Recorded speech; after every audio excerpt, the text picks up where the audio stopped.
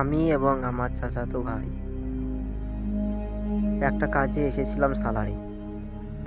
এসেছিলাম ওর মোবাইলটা ঠিক করতে, কিন্তু মোবাইলটা তো ঠিক হলোই না।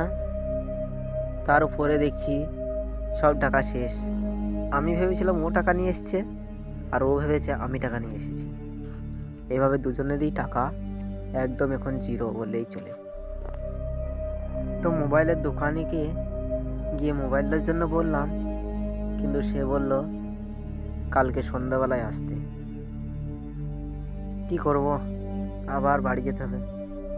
কিন্তু বাড়ি আমাদেরকে যেতে হবে হেঁটে, কিছুই করার নেই।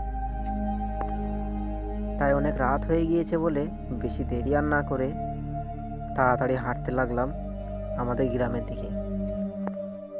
এখান থেকে মোটামুটি 4 কিলোমিটার হেঁটে গেলেই আমাদের গ্রাম পৌঁছে যাব। তো আমি এবং আমার চাচাতো ভাই হাঁটতে লাগলাম যাতে তাড়াতাড়ি চলে যাই।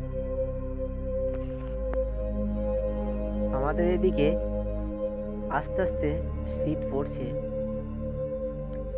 একটু একটু শীতও করছে, কিন্তু হাঁটার চাপে শীত যেন কোথায় হারিয়ে গেল। আস্তে আস্তে ঘামতে লাগলাম দুজনেই। যতই হোক 4 কিলোমিটারটা তো আর মুখের কথা না, অতটা হেঁটে যেতে হবে। তো আমি এবং আমার চাচাতো ভাই তাড়াতাড়ি পা চালাচ্ছি, গল্প করতে করতে যাচ্ছি, তাই কিছু মনে হচ্ছে না। এখন আনুমানিক 10টা কি 10:30 বাজবে। রাস্তায় কেউ নেই, রাস্তা একদম শুনশান।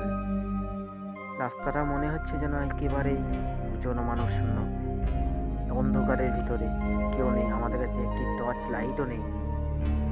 এমন সময় আমার চাচাতো ভাই মনোজ দেখতে পেল যে রাস্তার ধারে একটি সাদা কাপড় পরা মহিলা বা পুরুষ দাঁড়িয়ে আছে। কিন্তু এত রাতে সে ওখানে কি করতে পারে?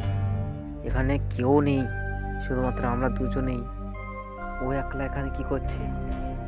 ওটা মানুষ তো নাকি অন্য কিছু? আমি এবং মনোজ দাঁড়িয়ে দাঁড়িয়ে ভাবতে লাগলাম ওর কাছে যাওয়া যাবে কি না। যতই হোক একটি বৃদ্ধা মানুষ ওভাবে দাঁড়িয়ে থাকছে।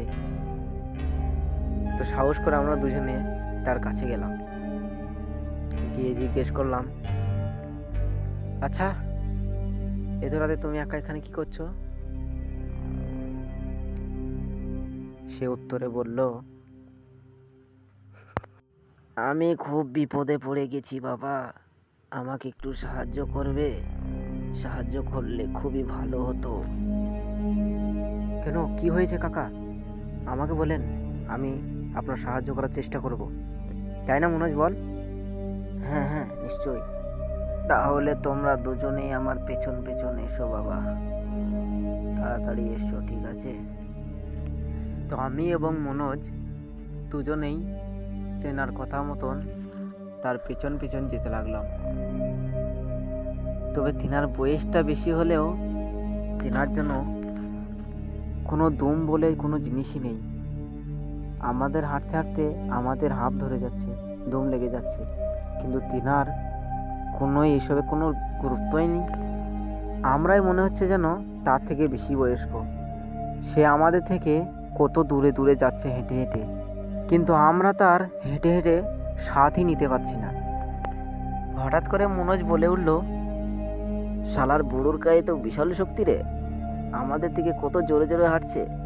দেখ আবার এ বুড়ো মানুষ তো নাকি অন্য কিছু। আরে না রে, তোর যত আবল তাবল কথা।